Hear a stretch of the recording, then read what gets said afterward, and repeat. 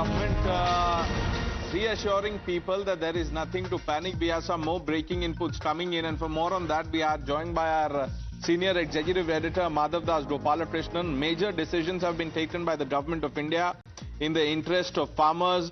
Natural gas supply for fertilizer production was included in the government's priority list.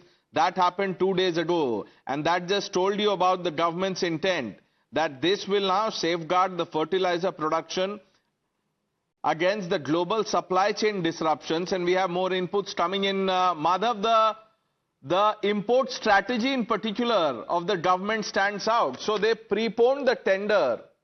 It happened in mid-February.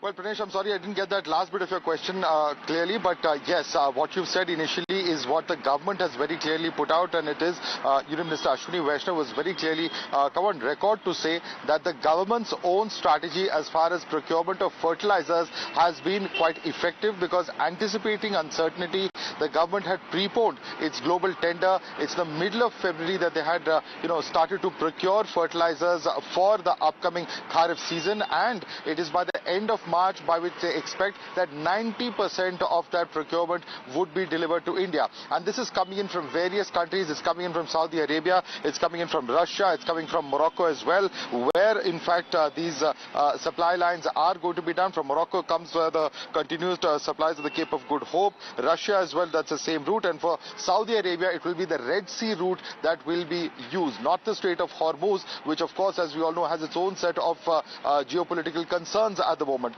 Very, very clearly what the government is trying to say is that the fertilizer stocks at this point of time are much higher than they were last year, whether we're talking about urea, DAP or NPK.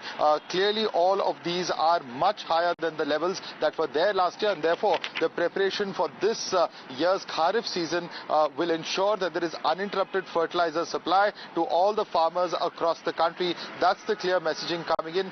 For the, of course, subsequent Rabi season, there will be a next set of procurements, but at least as far as fertilizer is concerned, the message coming in from the government is that there is going to be absolutely no issues.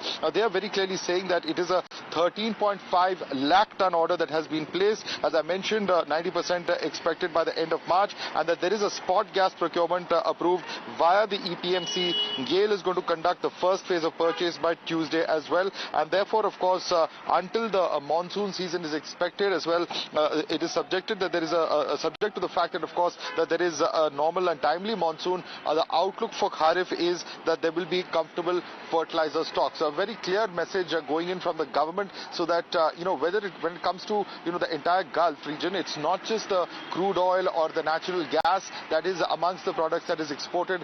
People often forget that even fertilizers and petrochemicals are very, very key exports that come out of the Persian Gulf, and that's why this is a very, very important messaging coming in. The government proactively anticipating that there could be some amount of disruption, put out these tenders in mid-February itself to ensure that at least as far as farmers are concerned, as far as fertilizer is concerned, there's no disruption. That's right. Proactive preparation, also proactive procurement, just like Madhav underlined now, by the government of India. And this just goes to tell you, Madhav, that this is government's way of sending a message that the needs of the farmers is the government's priority. Thank you for that quick update. We'll have to take a short break on Times Now. Viewers, lots more lined up when we return. Please stay with us.